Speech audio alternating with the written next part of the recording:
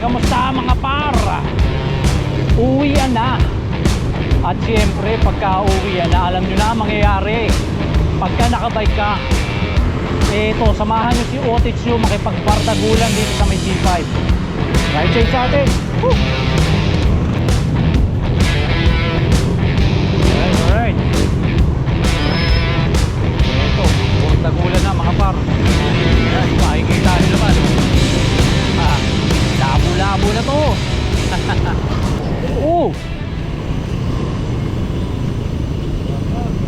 Ako, passing through right lane is very dangerous, mapar. Mali yun.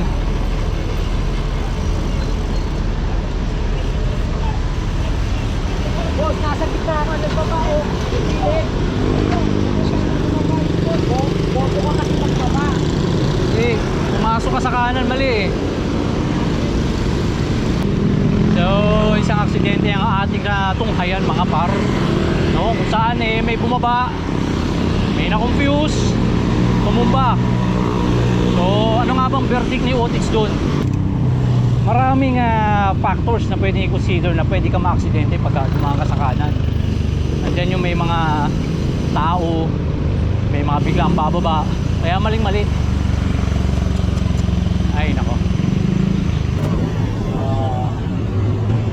Underflow, sige. Overtake, tapos kakanan. Ay, nako. Mali, mali. Oh, kamote! Yeah! Oh, another one! And another one.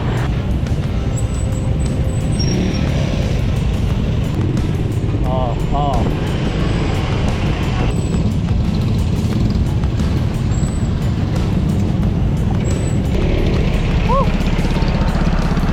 Ginawa ng terminal.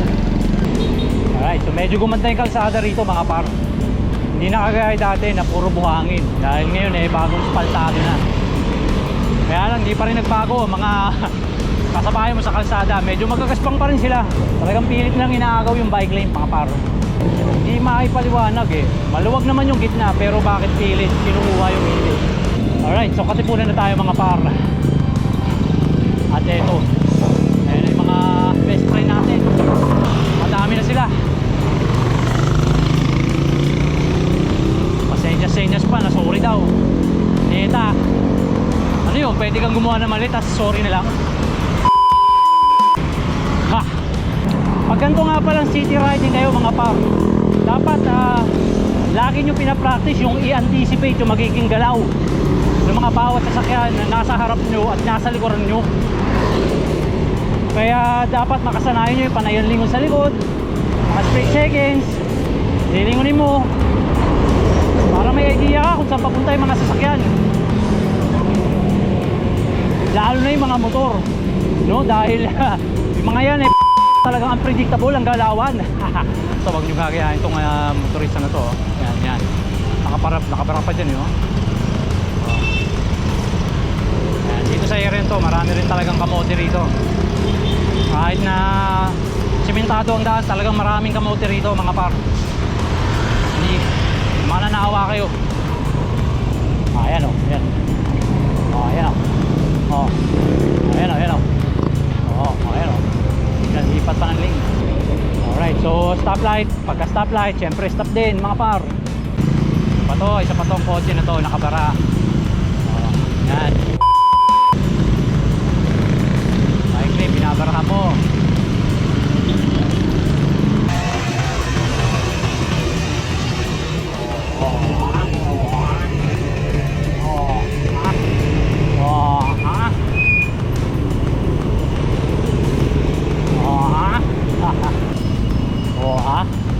Ilang single na motor pati tricycle.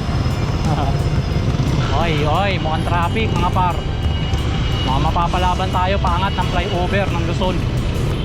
Pero tingnan natin. Sa tamang mura si Otich nyo. Mainit ang ulo ko.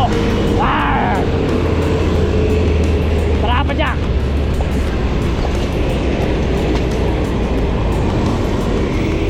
Ataw.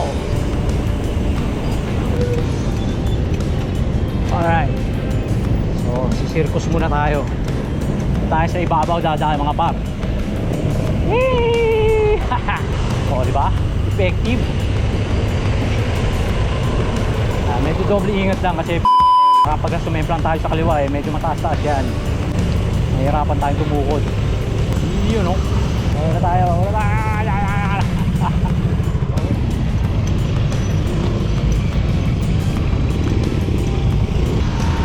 Ay, sobrang traffic.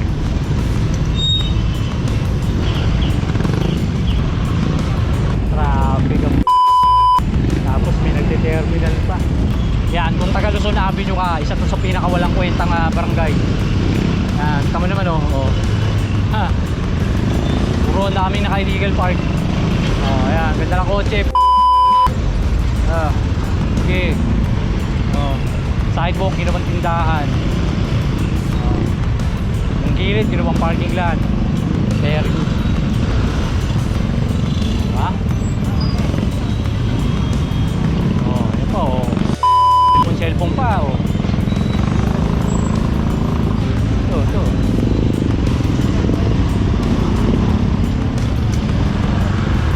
Wala, may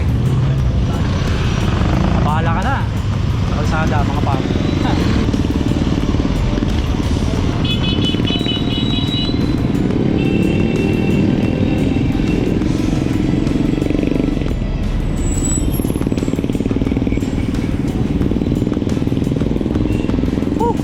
Kita nyo yung choke point kung nasaan. No, grabe yung parusa ng traffic.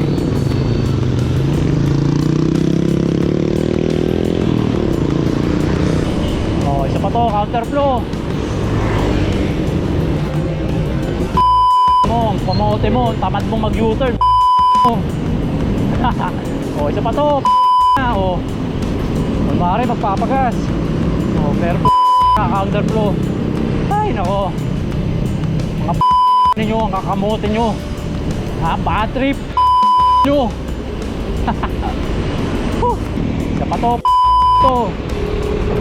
Binarahan mo na dyan po.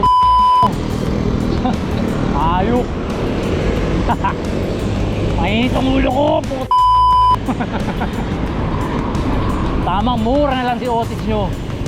Ay nako. O, isa pa to. Ay nako. Mote. Yo, home sweet home na tayo mga para. Salamat sa Diyos sa ligtas sa biyahe. At pasensya na sa mga salitang sinabi. Yeah.